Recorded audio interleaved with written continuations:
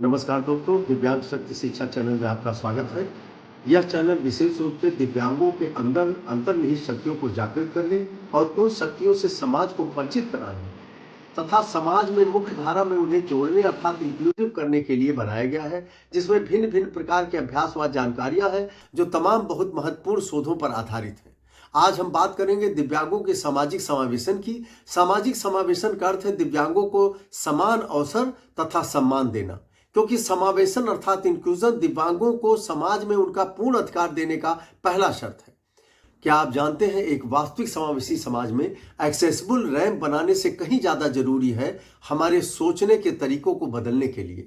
University of New South Wales के शोध बताते हैं कि हम कैसे अपनी सामुदायिक सोच को बदल करके दिव्यांग व्यक्तियों को सम्मान और समान अवसर दे सकते हैं। ऐतिहासिक रूप से दिव्यांगता अक्सर एक कमी या कमजोरी के रूप में देखा जाता है। यह कमजोरी कहां से उत्पन्न होती है? यह कमजोरी हमारी सोच में है। इस सोच ने न सिर्फ उनके अधिकारों को सीमित किया है, बल्कि उन्हें समाज से अलग थलग भी कर दिया है, जिससे हम दिव्यांगता को एक अलग कैटेगरी के रूप में, एक आउटग्रुप के रूप में ट्रीट करते हैं। लेकिन दिव्यांगता हमारे समाज की एक स्वाभाविक और अस्थायी वास्तविकता है। सवाल है कि हम समुदाय की सोच को कैसे बदल सकते हैं ताकि दिव्यांगता को सम्मान के साथ स्वीकार किया जाए। शोधकर्ताओं का कहना है कि सिर्फ भौतिक पहुंच जैसे रैंप या व्हीलचेयर एक्सेस पर्याप्त नहीं है जब तक हमारे अंदर का नजरिया न बदले। जब तक हम दिव्यांगता को सिर्फ दया के भाव से देखेंगे, तब तक सच्चा समावेश संभव नहीं है। आज ही से हम दिव्यांगता को दया के भाव से देखना बंद करें, उनके ऊपर करुणा बरसाना बंद करें, उनके अधिकारों के बारे में सोचें और उनके बारे में सोचें। आज हम दिव्यांगों के अधिकारों को सम्मिलित करने के लिए उस 4 स्तंभ के बारे में बात करेंगे जो समावेशी समाज के लिए अत्यंत आवश्यक है।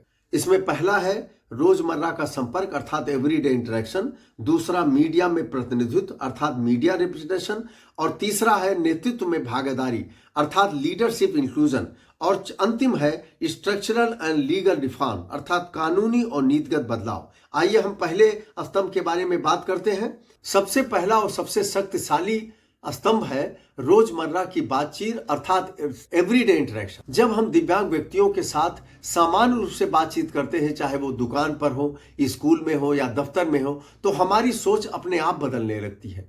जरा सोचिए, आपके टीम में एक दिव्यांग कर्मचारी है जो अपने बेहतरीन परफॉर्मेंस से सबको प्रभावित करता है। जब आप देखते हैं कि वह उतने ही सक्षम है, तो आपके पूर्वाग्रह और वह अंधविश्वास जो उसे अक्षम बनाता है वह टूटने लगता है और उनके प्रति आपका दृष्टिकोण स्वाभाविक रूप से सकारात्मक अर्थात पॉजिटिव हो जाता है। दूसरा है मीडिया में प्रतिनिधित्व अर्थात मीडिया में सकारात्मक और यथार्थपर प्रतिनिधित्व। टीवी, फिल्म और सोशल मीडिया लाखों लोगों तक पहुंचते हैं। अगर मीडिया में दिव्यांग व्यक्तियों को सिर्फ दया का पात्र न दिखाकर उन्हें सशक्त, सफल और आम इंसानों की तरह दिखाया जाता है, तो यह समाज की सोच पर गहरा असर डालता है। समाज के सोच का बदलने का सबसे इफेक्टिव माध्यम है मीडिया। उदाहरण के लिए ऑस्ट्रेलियन टेनिस खिलाड़ी और पैरालंपियन को देखिए, उन्होंने न सिर्फ खेल में ऊंचाइयों छुई, बल्कि अपने बेबाक और सकारात्मक सोच से लाखों लोगों को प्रेरित किया। जब हम ऐसे रोल मॉडल अपने देश और विदेश में देखते हैं, तो हमारी पुरानी धारणाएं टूटने लगती हैं। तीसरा है नेतृत्व में दिव्यांग व्यक्तियों की भागीदारी। जब दिव्यांग व्यक्ति किसी संस्था, सरकार या अंतर्राष्ट्रीय मंच पर नेतृत्व की भूमिका में होते हैं, तो वे तो न सिर्फ नीतियां बनाने में मदद करते हैं, बल्कि लाखों लोगों के लिए प्रेरणा स्रोत भी बनते हैं। उदाहरण के लिए रोजमेरी केइस का संयुक्त राष्ट्र समिति में अध्यक्ष बनना एक बेहतरीन उदाहरण है। उनकी उपस्थिति वैश्विक स्तर पर समावेशन की दिशा में एक बड़ा कदम है, जो यह दर्शाता है कि दिव्यांगता किसी क्षमता को सीमित नहीं करती। आइए चौथे स्तंभ की बात करते हैं। चौथा और सबसे आधारभूत स्तंभ है कानूनी और नीतिगत बदलाव अर्थात स्ट्रक्चरल एंड लीगल रिफॉर्म। सिर्फ जागरूकता ही काफी नहीं है, उसे कानून और नीति के स्तर पे मजबूत समर्थन मिलना चाहिए, जिसमें शामिल है मजबूत भेदभाव निरोधक कानून जो दिव्यांग व्यक्तियों के अधिकारों की रक्षा करते हैं। सभी संस्थाओं में दिव्यांग समावेशन नीतियों को सुनिश्चित करना जो कोई पूछे न छूट जाए। इसी तरह सबसे महत्वपूर्ण एक्सेसिबिलिटी का कानूनी पालन अर्थात हर जगह हर किसी के लिए पहुंच सुनिश्चित करें।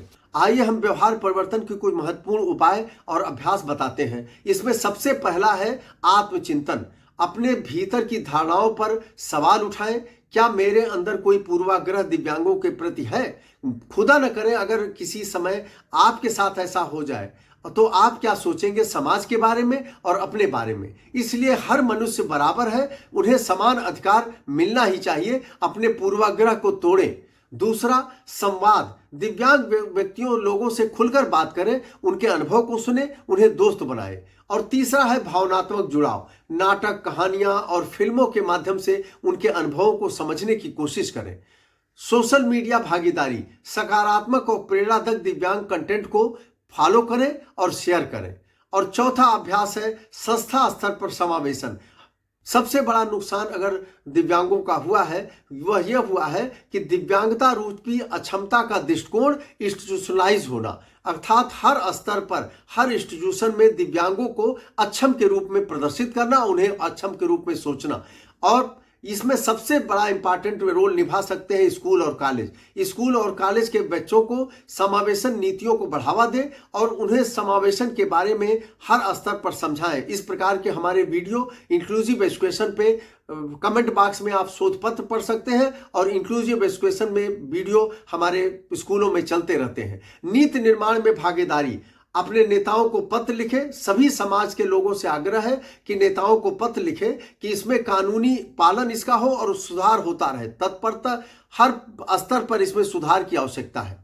सबसे इंपॉर्टेंट चीज यह है कि दिव्यांग समावेशन कुछ नीतियों या नियमों को लागू करना नहीं है, बल्कि हमें अपनी नकारात्मक सोच को दिव्यांगों के प्रति अक्षमता वाली जो सोच है उसे बदलने की जरूरत है। जब तक हम दिव्यांगों के विविधता के रूप में, मतलब जैसे पृथ्वी पर सभी एनिमल, सभी मनुष्य, सभी एनिमल विविध प्रकार की क्षमताओं वाले हैं, विविध प्रकार के क्वालिटीज वाले हैं, उसी तरह मनुष्य में आप सोच सकते हैं कि गैर दिव्यांग व्यक्ति भी किसी काम में अक्षम होता है और गैर दिव्यांग व्यक्ति वहीं किसी काम में बहुत सक्षम होता है। इसलिए उसी तरह से सोचें कि जैसे गैर दिव्यांग व्यक्ति में विविधता है, उसी तरह का एक विविधता की सीरीज डिफरेंटली एबल्ड भी है। डिफरेंटली एबल्ड और एबल्ड में कोई अंतर नहीं है। अपने एबलिज्म की मानसिकता को छोड़ें और दिव्यांगता को विविधता के रूप में अर्थात डाइवर्सिटी के रूप में स्वीकार करें। उनके अनुभवों को सुने और सभी स्तर पर सहयोग दें। याद रखिए, समावेशन का अर्थ यह कतई नहीं है कि हम दिव्यांगों को दया करें, उन पे करुणा बरसाएं। यह उन्हें सम्मान और अवसर और अधिकार मिलना चाहिए। हम सभी की जिम्मेदारी है जब हम ऐसा समाज बनाएं कि हर व्यक्ति अपनी क्षमताओं की परवाह किए बिना पूरी सच्चाई से इस अभियान में शामिल हो और अपनी पूरी क्षमता तक उन तक पहुंच सके। यह जानकारी आपको कैसी लगी कमेंट बॉक्स में जरूर बताएं और कमेंट में बॉक्स में हमारे शोधों को रिव्यू करें, उस पर भी कमेंट करें। धन्यवाद।